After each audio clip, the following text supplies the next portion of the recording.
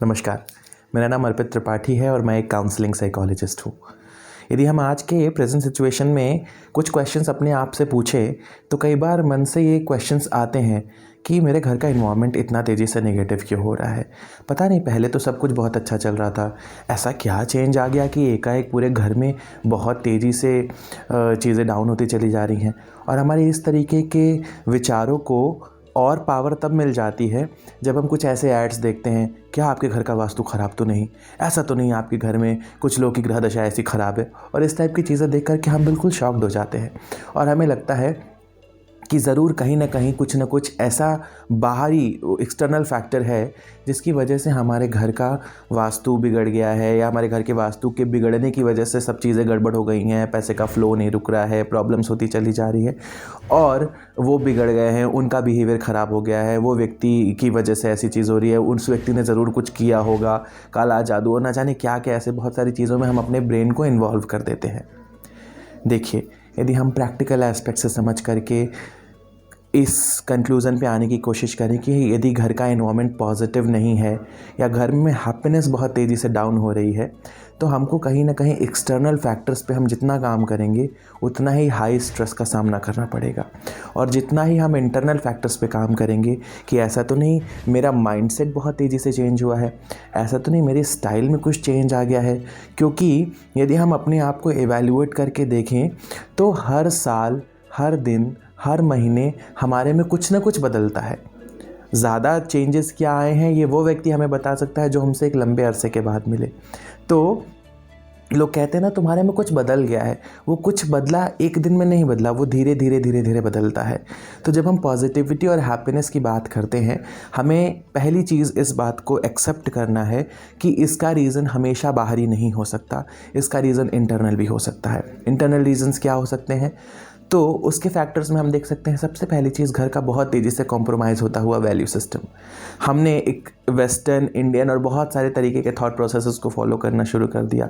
बहुत सारी ऐसी चीज़ों को एड ऑन किया जो शायद कोई सेंस क्रिएट नहीं करते और हमारे घर के वैल्यू का वो पार्ट हो गया, और जो हमारी ट्रेडिशनल वैल्यूज़ थी वो बहुत तेज़ी से शिफ्ट होती चली गई। ये भी एक वैलिड रीज़न हो सकता है।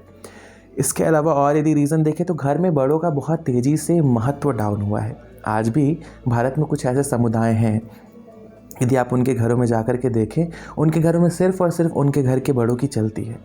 घर के बड़े ने कहा तो लकीर के फ़कीर के जैसे उसको एज इट इज़ फॉलो करना है, चाहे वो सेंस क्रिएट करता हो चाहे ना करता हो। इस तरीके की चीज़ों से भी होम इन्वायरमेंट बहुत तेज़ी से अफेक्ट होता है। एक और बहुत वैलिड रीज़न है हम सबकी इंडिविजुअली बदलती हुई सक्सेस की डेफिनेशन।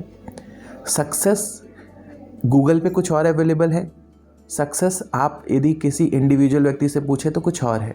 आपकी अपनी डेफिनेशन है, मेरी अपनी डेफिनेशन है।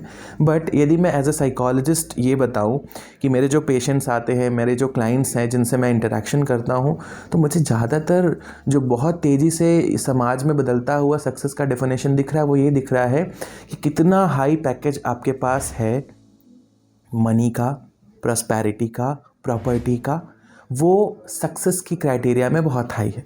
दोस्तों, इस क्राइटेरिया में ऊपर उठना बुरी बात नहीं है, लेकिन सिर्फ इसी क्राइटेरिया में ऊपर उठना थोड़ा बुरा है, क्योंकि हम पूरी ज़िंदगी सबके लिए जुटाएं और लास्ट में अकेले रह जाएं।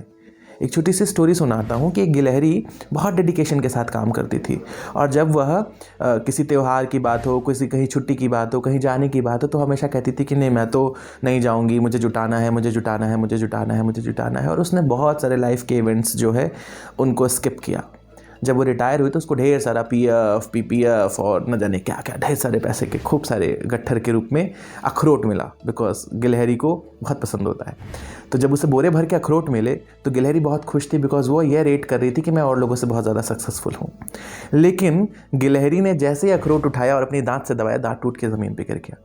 दोस्तों, पॉजिटिविटी और हैप्पीनेस हमारी लाइफ में रोज़मर्रा की जीवन में इन्वॉल्व, रोज़मर्रा है ना, रेगुलर लाइफ स्टाइल में इन्वॉल्व करने वाली चीज़ है। हैप्पीनेस और पॉजिटिविटी कोई ऐसी चीज़ नहीं है जो सिर्फ एक्सटर्नल फैक्टर्स से गवर्न होती है। हैप्पीनेस और पॉजिटिविटी के डाउन होने के पीछे फैमिली में बहुत तेज़ी से कॉम्प्रोमाइज़ होता हुआ वैल्यू सिस्टम एक फैक्टर है। हैप्पीनेस और पॉजिटिविटी के डाउन होने के पीछे एक बहुत बड़ा वैल्यू सिस्टम के साथ कॉम्प्रोमाइज़ होने के साथ साथ सक्सेस की बदलती हुई डेफिनेशन भी रीज़न है। एक जो इम्पॉर्टेंट फैक्टर है वो ये है, हमें यह समझना पड़ेगा पॉजिटिविटी और हैप्पीनेस दोनों एक दूसरे के पूरक हैं। जब हम पॉजिटिविटी की बात करते हैं, पॉजिटिविटी का सीधा सा मतलब यह होता है कि जिस जगह पे हम रहें और हमें उस जगह पे रहना कंफर्टेबल फील हो। आई रिपीट, जिस जगह पर हम रहें और हमें उस जगह पर रहना कंफर्टेबल फील हो, हमारे हिसाब से हमें वो पॉजिटिविटी लगती है। लेकिन जो हमारे वैदिक स्क्रिप्चर्स में जो चीज़ें लिखी हुई हैं, वहाँ पॉजिटिविटी का मतलब होता है जहाँ पे लोगों में तालमेल हो, बातचीत में कंक्लूज़न डिस्कशंस के थ्रू जाए, आर्ग्यूमेंट्स कम हो, वहाँ पे लोग एक दूसरे को हेल्प करने के मोड से काम करें, जहाँ पर हर आदमी एक दूसरे के लिए सेक्रीफाइस भी कर रहा हो और उसमें सबका म्यूचुअल बेनिफिट हो। यानी क्रक्स डेफिनेशन जो जाए तो वो है सर्वे भवन्तु सुखिनः वाला। हम लोग आगे के वीडियोस में इस पर विस्तार से चर्चा करेंगे कि घर को पॉजिटिव और हैप्पी रखने के लिए और क्या क्या एफर्ट्स किए जा सकते हैं। इस वीडियो में बने रहने के लिए आपका बहुत बहुत धन्यवाद। नमस्कार।